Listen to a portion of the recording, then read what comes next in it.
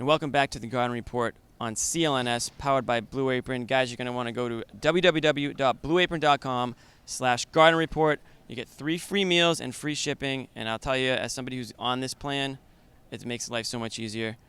Life has been a lot easier for the Celtics with Isaiah Thomas.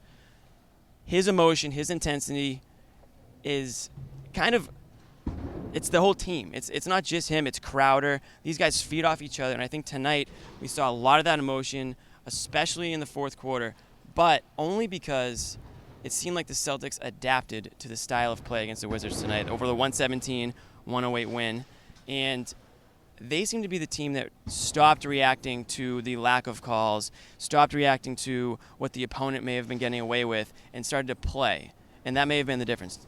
Yeah, no question. They got after it, and they realized that this game was being called fairly loosely, so they were going to go into the lane hard, look to get shots up from 3, got a lot of open looks there.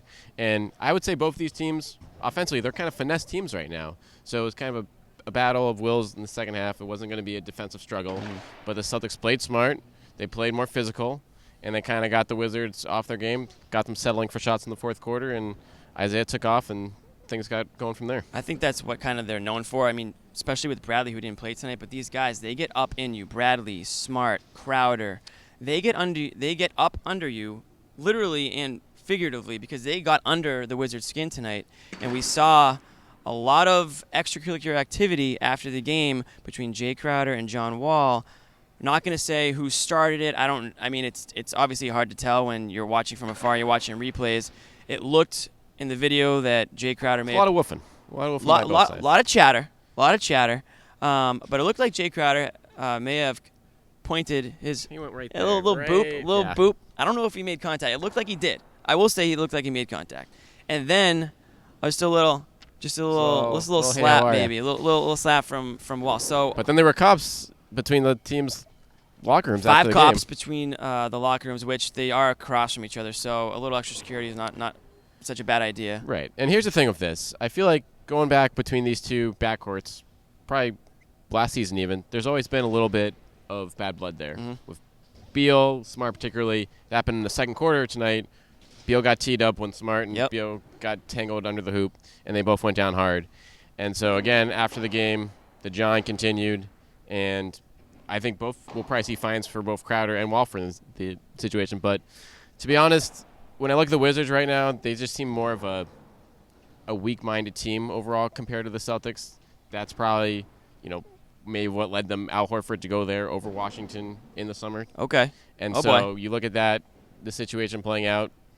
These Al teams will Horford see each other more. The Wizards are mentally weak. Yeah, that's your headline right there. No, but in terms of the complexion of the teams and, gritty guards, Marcus Smart, Bradley run, Bradley, Beal, and John Wall are not known for their defense.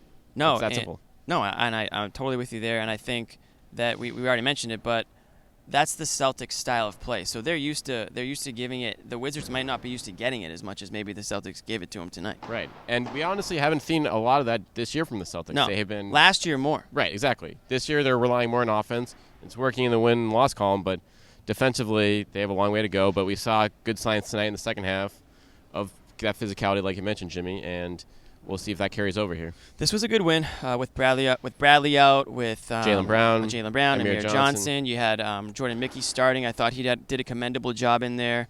This was a good win, especially coming off a tough loss in Toronto. Yep. And the Celtics are right back at it on Friday in Atlanta against Al Horford's former team. It's going to be an emotional game for him. I know he's not the most emotional guy for sure, but I think this one will be a little strange. I think he admitted as much. It will be interesting to see how he reacts, I guess. Absolutely, and he's a level-headed guy, so he's probably going to try to go in there with a clear mind. But you play your whole career somewhere for 9 years, 9 years. That's going to be hard. I expect probably a big ovation from the Atlanta crowd, you'd think, but at the same time, with Amir Johnson out of lineup, they'll have a tall task facing off of Dwight Howard there. You think the rebounding has been bad the last couple of weeks. Going up against Dwight Howard, when Al Horford's your best rebounder, it's going to be a big challenge. Yeah, he's going to have to shake those butterflies quick before Dwight Howard knocks them out of him. So, all right, we'll be watching, and thank you for watching the Garden Report tonight. Celtics win 117-108. This is the Garden Report on CLNS, powered by Blue Apron. Bye.